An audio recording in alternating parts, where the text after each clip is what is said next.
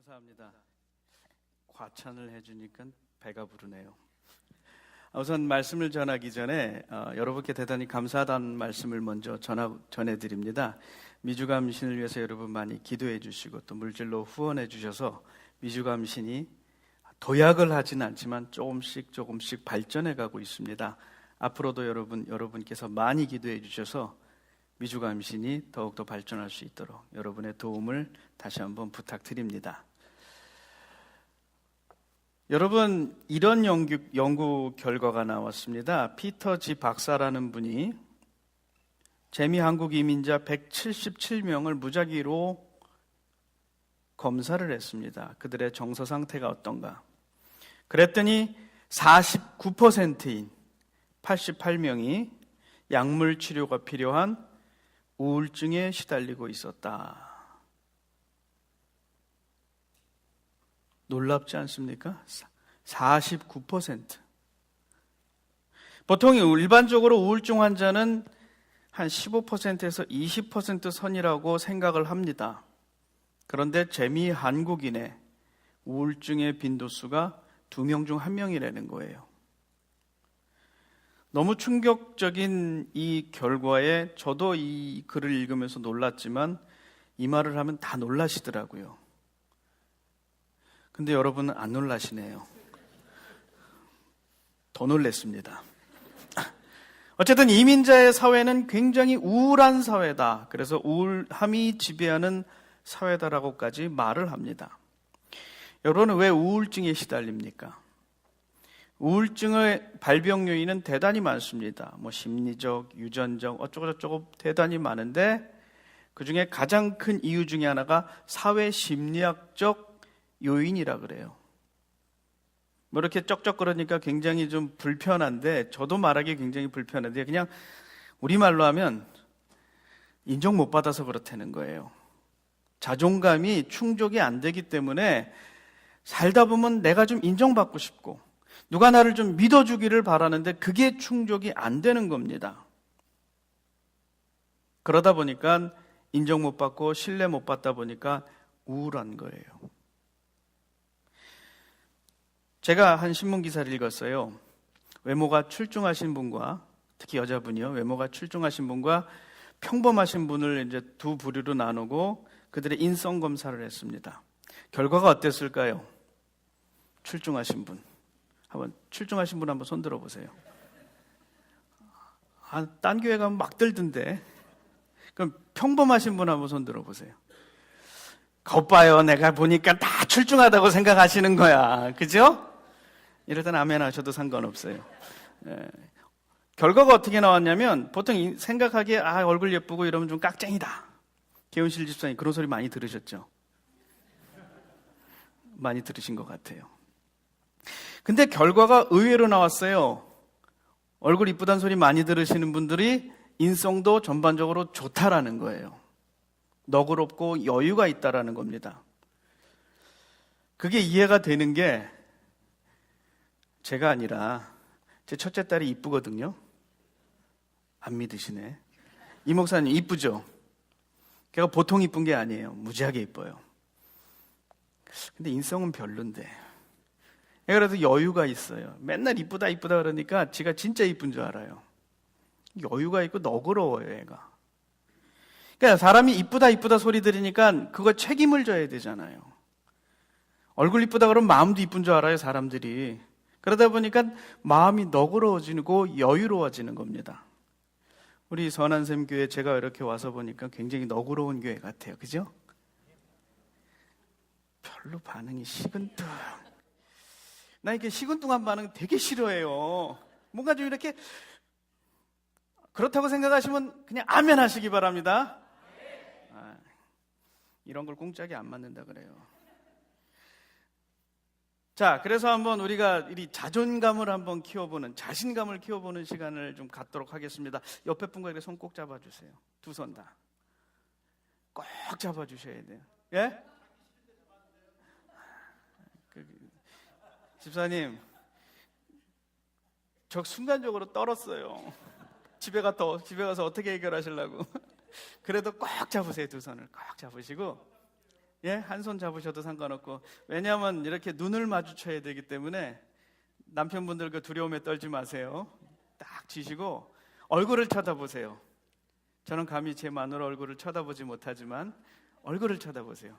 그리고 10초 드릴게요. 정말 하나님의 딸이다, 하나님의 아들이다 생각을 하시고 정말 이쁜 구석을 한번 찾아보세요. 찾기 어렵더라도 굳이 찾으시기 바랍니다. 자, 찾으셨죠? 자, 그러면 이제 진정성을 담아서 요만큼의 장난이나 요만큼의 거짓을 다 빼고 진정성을 다 담아서 거기 이쁜 구석을, 이쁜 면을, 구석이 아니라 면을 칭찬해 주세요.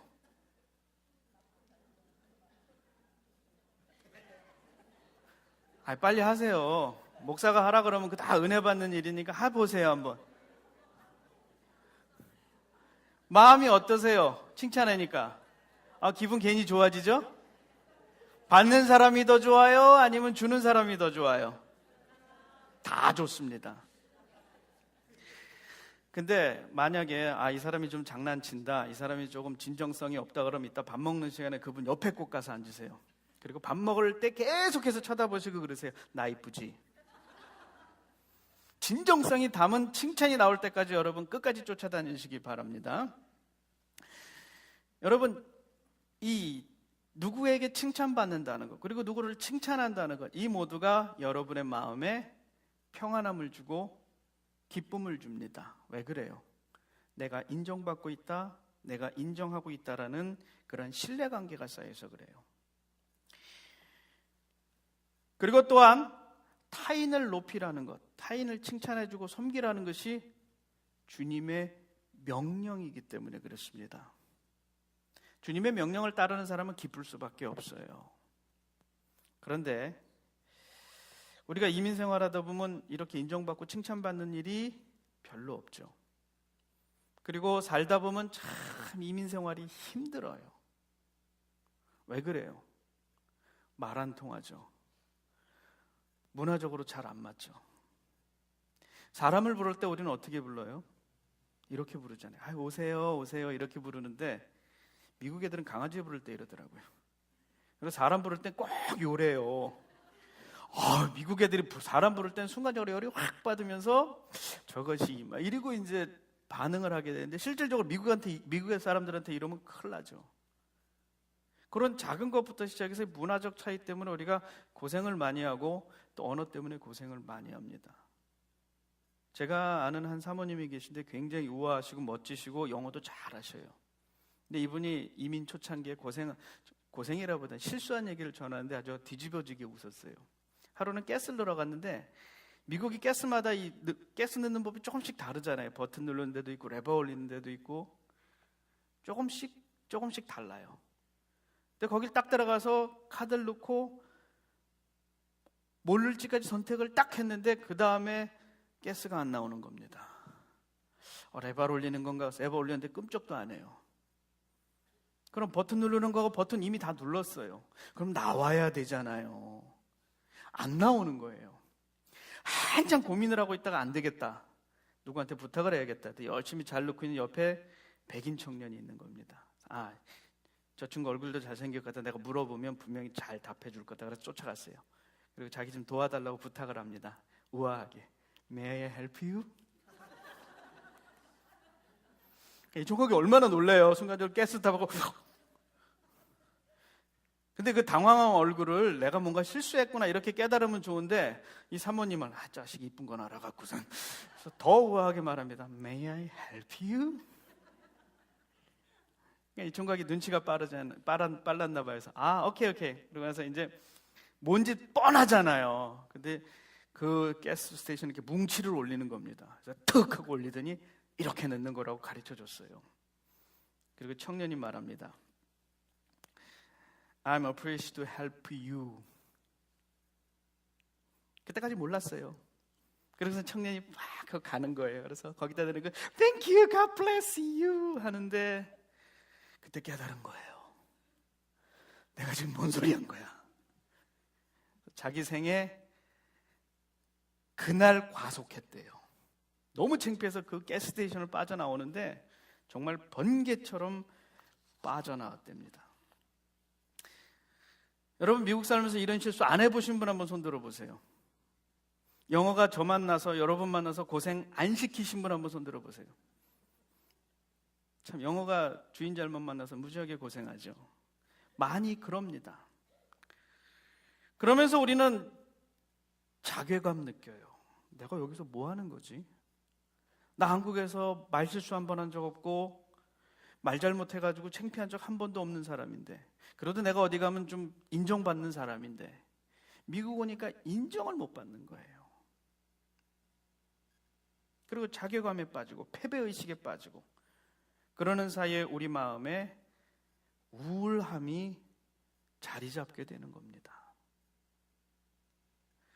그래서 우리 마음에 항상 메아리 치는 말이 있어요. 누가 나를 인정해 주지? 누가 나를 믿어주지? 제가 제일 좋아하는 가수가 임재범입니다. 저하고는 전혀 반대로 생겼는데, 나가수에서 여러분을 부를 때 저는 그걸 한 수백 번을 봤어요. 거기서 중간에 이런 이제 멘트를 날립니다. 여기 오타가 났는데 뭐라고 오타가 났냐면, 나가 만약 외로울 때면 누가 나를 위주로 해주지? 오타를 내도 이렇게 내요, 저는. 거기서 멋있게 물어보잖아요. 무릎을 탁 꿇으면서, 내가 만약 외로울 때면 누가 나를 위로해 주지? 그리고 답합니다. 여러분. 그때 막 화면에서 이렇게 쫙 방청석을 비추는데 막 눈물 닦고 흘리고, 그 여러분 할 때 왜 눈물이 나요, 여러분? 여러 가지 감정이 섞이는 거예요. 내가 너무 외로웠을 때, 미국 오면 외로워요. 내가 너무 힘들었을 때, 이민재 생활 힘들잖아요. 근데 바로 여러분이라는 거예요. 내가 힘든데 나를 향해서 당신이 나를 위로해 줄 사람이라는 거예요. 얼마나 여러분 마음이 힘들었는지 정말 그때 이거 보고 참 많이 울었어요. 그때가 2011년 5월인데 제가 몬트레에 있을 때입니다. 제 인생의 가장 어두운 시기였어요. 너무너무 힘들었고, 이거 뭘 어떻게 해야 될지도 모르겠고, 뭐 앞도 안 보이고, 무력함, 무기력, 외로움, 이게 말할 수 없이 힘들었을 때입니다. 그러니까 이런 노래 들으면 뭐 그냥 틀어놓고 얼마나 힘들었는지 몰라요. 근데 이게 위로가 되더라고요. 너라는 거예요. 거기 여러분이란 말이 여러분으로 보이는 게 아니라 너. 그 당시에 저는 참 힘들고 어려웠지만 복이 많은 사람이에요. 제가 좀 복이 많습니다. 먹을 복도 많고. 어저께 올라왔더니 참 엄청나게 잘 먹었습니다. 대접해 주신 그 집사님께 대단히 감사드리는데, 제가 먹을 복도 많은데 친구 복이 많아요. 제가 그때 몬트레에서 참 어렵게 힘들면 전화합니다. 상혁아, 나 올라간다. 그러면 올라와. 그러면 순대 먹고 뭐 쌀국수 먹고 이것저것 먹고 계속 떠들다가 내려가요. 정말 그 어려운 시기에 좋은 친구가 있다는 게 제게 큰 힘이 되었고, 함께 이야기 나눌 수 있었던 게 정말 저를 넘어지지 않게 하는 버팀목이 됐어요.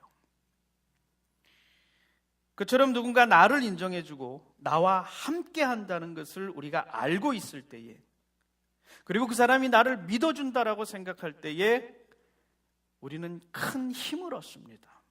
그리고 넘어지지 않아요. 아니, 넘어졌다 할지라도 일어나게 됩니다.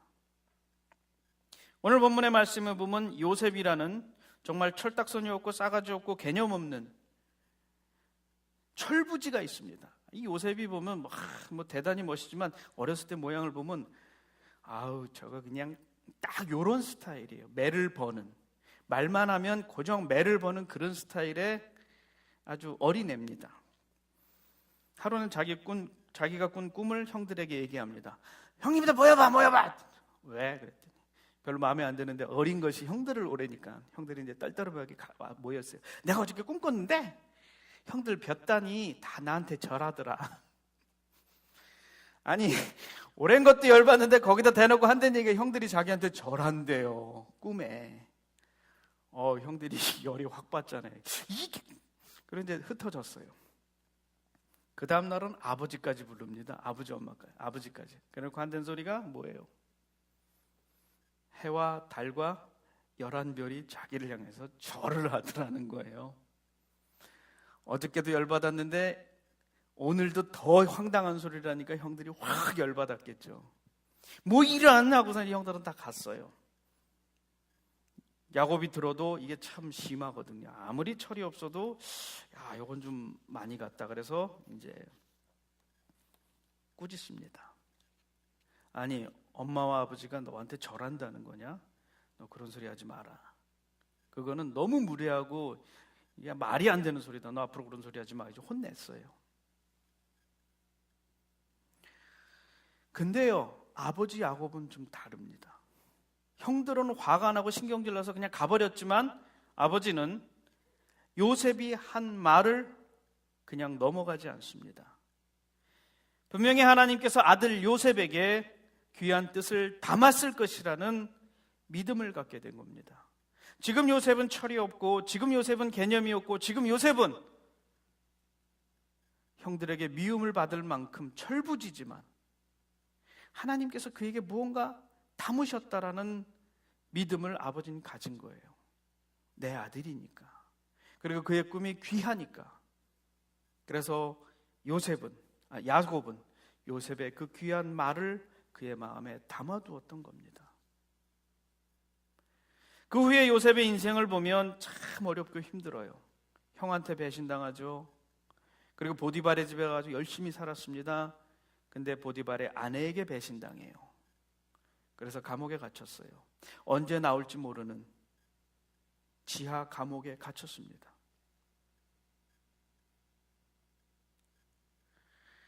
그러한 요셉에게 여러분 희망이 있었겠어요? 없었겠어요? 깜깜한 감옥, 빗줄기 낮이든 빗줄기 위에 새어 들어오는 그런 감옥. 그에게는 아무것도,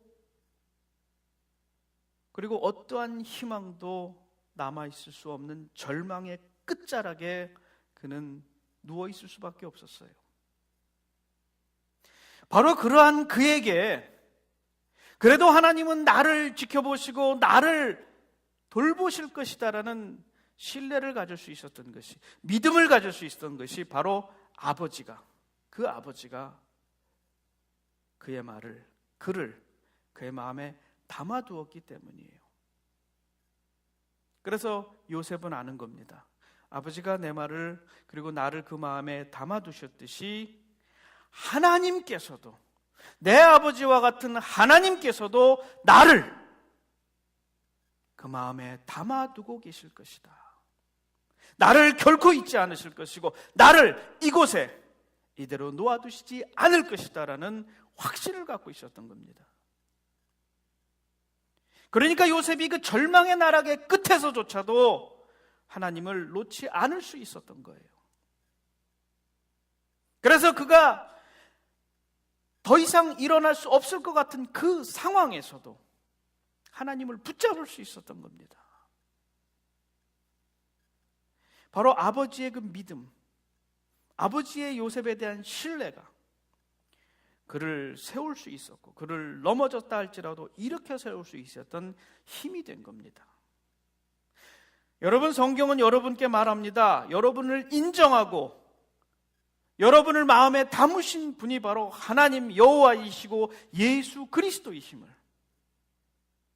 그분께서 여러분을 지키시고 여러분을 눈동자와 같이 돌보신다라는 것을 성경은 우리에게 증언해주고 있어요. 요한복음 1장에 보면 나다니엘이라는 사람이 있습니다. 예수님은 그를 향해서 이렇게 칭찬합니다. 그는 참 이스라엘인이요 마음에 간사함이 없는 사람이다. 근데 솔직히 저는 그 요한복음 1장을 읽으면서 나다니엘에 대한 인물, 그 사람을 별로 그렇게 대단한 사람으로 느껴지지가 않아요. 빌립이 친구니까 쫓아왔어요. 야, 네가 그렇게 고대하던 구세주가 나타났다. 나다니엘이 말합니다. 어디에? 어디 출신이야? 왜 출신을 왜 물어보냐고요. 출신이 중요해요, 안 중요해요? 중요한 거 아니에요. 예수님 출신 어디예요? 말구유예요. 정말 중요하지 않은 거예요. 어디서 나셨음이 중요한 게 아니라 그가 누구인가가 중요한 거예요. 그런데 이 나다니엘은 어디 출신이야? 이렇게 묻습니다. 삐뚤어진 사람이에요. 어디 출신이야? 그랬더니 나사렛. 야, 나사렛은 뭐 선한 것이 나냐? 요즘 말로 하면 어떤 사람이에요? 지역 차별주의적 사고를 갖고 있는, 지역 감정을 조장하는 아주 이 불손한 사람입니다. 아니, 예수님이 어디서 나셨는가 뭐가 중요해요? 그게 중요한 것이 아니라 그가 메시아고 그가 구세주라는 그 사실이 중요한데, 나다니엘은 그런 게 좀 뒤로 밀린 겁니다.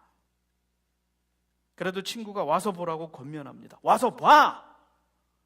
넌 그렇게 생각할지 모르지만 네가 보면 달라진다는 거예요.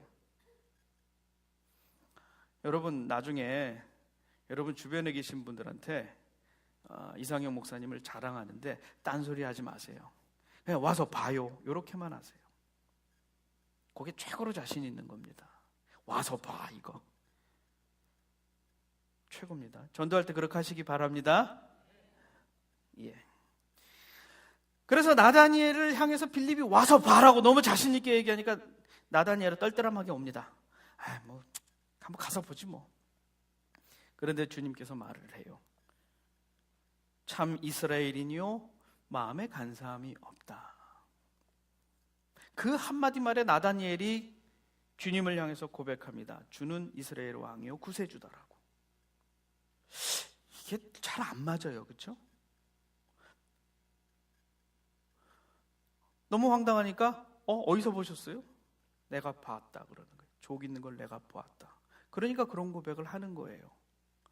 사실 문맥적으로 보면 대단히 이상해요. 어떻게 자기는 그냥 생뚱맞게 나 나사렛 사람 안 믿어. 그때 가보자. 알았어 간 거예요. 그랬더니 예수님이 칭찬하는 겁니다. 참 이스라엘이니요 간사함이 없다. 나 봤어요? 내가 보았다. 주님 참 그리스도이십니다. 구세주이십니다. 전 아무리 읽어봐도 이 맥락이 잘 이해가 안 되더라고요. 봤다는 거 그 한마디 말로 나다니엘이 고백할 수 있다라는 거. 그런데 한참 그 본문을 읽다 깨달은 게 있어요.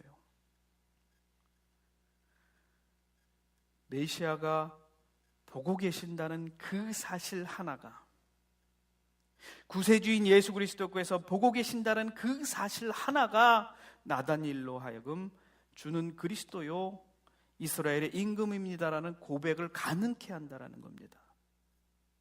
그분이 나를 지켜보고 계시고 그분이 나를 인정하고 계시다라는 그 사실 때문에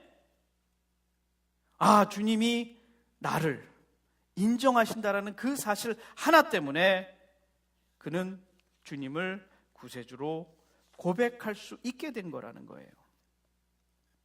여러분, 누가 여러분을 그렇게 인정하고 계세요? 주님이십니다. 주님은 여러분을 향해서 주님의 모양이 여러분의 모양이 어떠하든 여러분의 삶이 어떠하든 이렇게 말씀하셔요. 너는 내 아들이다. 너는 내 딸이다. 우리가 잘나서 그런 게 아니에요. 우리가 뭐 대단한 일을 해서 그런 게 아니에요. 그냥 여러분을 향해서 주님은 말씀하시는 겁니다. 내 아들이요 내 딸이다.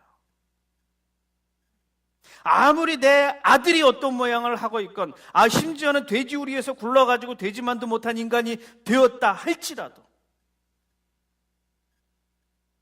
그 아버지는 아들을 향해서 이렇게 말합니다. 너는 내 아들이다. 여러분 모양 어떻든 상관없어요. 다 주님의 자녀입니다. 한 사람 한 사람 다 주님 보시기엔 귀해요. 여러분 아마 살다 보면 자녀들 속 무지하게 새길 때 있을 거예요. 그렇죠? 정말 내가 저 인간 낳고 나서 왜 미역국을 먹었을까? 뭐 그런 한탄을 할 때도 있을 거예요. 그렇죠? 없으시면 더 좋은 거고. 있다면 조금 마음은 아프시겠지만 그럼에도 불구하고 그것도 은혜입니다. 내가 그렇게 그 아이를 그렇게 말 안 듣고 속삭이는 그 아이를 여러분 손에서 놓지 못하잖아요. 말 안 듣는 놈 나가! 하고 발로 뻥 찼어요. 그래서 이 친구 가출했어요, 아들이. 며칠 버텨요, 부모들은? 3일이요? 진짜 마음 편안하게 하루 잘 수 있어요? 그날 밤에 안 들어오는 그 순간부터 불안해지기 시작합니다. 둘째 날 되면 광고 때리죠. 아들아 돌아와라. 옛날에 어느 유명한 글을 읽어보니까 아들이 일주일 동안 집에 안 들어서 광고를 1년, 2주일 넘어서 하도 없어서 광고를 때렸답니다.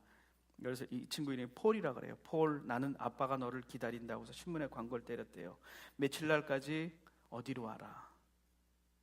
그럼 내가 너를 기다리겠다. 그래서 그 아버지가 그 시간에 거기 가 있었대요. 그랬더니 그 시간 맞춰서 한 20명의 젊은 애들이 몰리더래요. 다 폴이더래요. 부모는 포기 못합니다. 그 아이가 어떤 모양이건 그가 어떤 삶을 살건 상관없이 그 자식을 포기 못합니다. 하나님도 마찬가지예요. 여러분을 인정해 주시는데 그냥 인정해 주신 것이 아니라 내 목숨 다 바쳐서 여러분을 내 자녀로 인정해 주시는 겁니다. 여러분, 세상 사람들 여러분 인정 안 해준다고 걱정할 거 하나도 없어요. 누가 여러분을 인정하세요?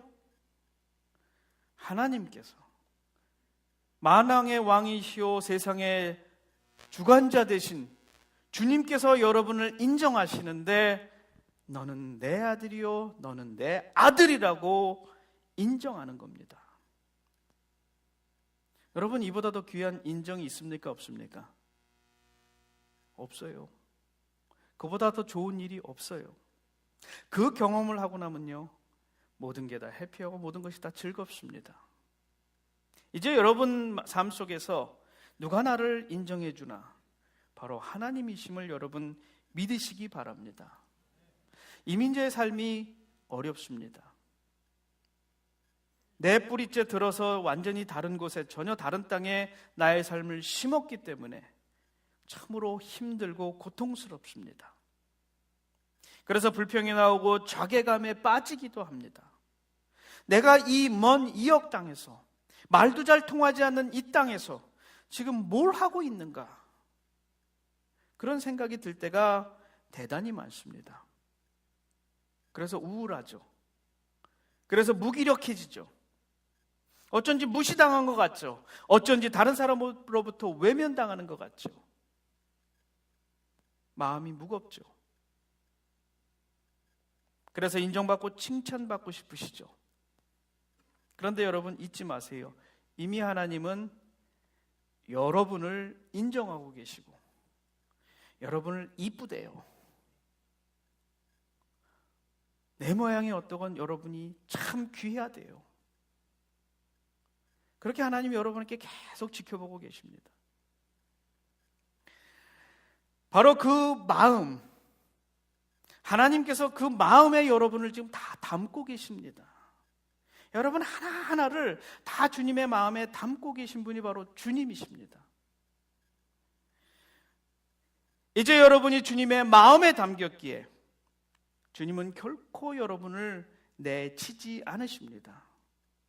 재밌는 건요, 하나님의 마음은 담으시기만 하시지 내버리지 않으셔요. 그래서 하나님의 마음에는 입구만 있지 출구는 없다. 여러분을 담으실 때에 이미 그것은 더 이상 하나님으로부터 벗어날 수 없고 내칠 수 없는 가장 소중한 존재라는 겁니다. 제가 바라기는 바로 그 마음, 하나님의 마음을 여러분이 체험하길 바랍니다. 주님께서 여러분을 얼마나 귀하고 얼마나 소중하게 여기시는지 몰라요.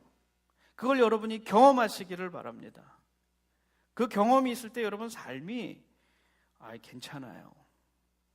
무지하게 괜찮아요.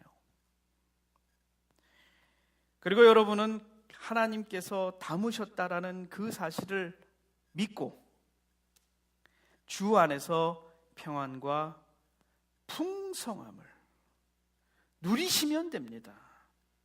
누린다란 말이 영어로 뭐예요? 뭐예요? 손집사님, 이럴 땐 좀 빨리빨리 좀 대답해 주세요. 뭐예요? 그래, 인조예요. 인조예요. 즐기시면 돼요. 여러분, 주 안에서 주님께서 주시는 평안과 기쁨과 풍성함을 누리시기 바랍니다. 아무리 노력하고 아무리 애써도 채워지지 않아요. 그러나 믿으면 됩니다. 체험하면 돼요. 하나님이 약속하셨잖아요. 내가 너와 함께 할 것이다. 여러분과 함께 하시는 분 누구요? 아직도 시근뚱하시네요. 마무리까지 시근뚱하시네. 누가 여러분과 함께 하십니까? 하나님이 여러분과 함께 하십니다. 이제 하나님이 주시는 풍성함을, 하나님이 주시는 기쁨을, 하나님이 주시는 행복을 누리시기를 주님의 이름으로 축원드립니다.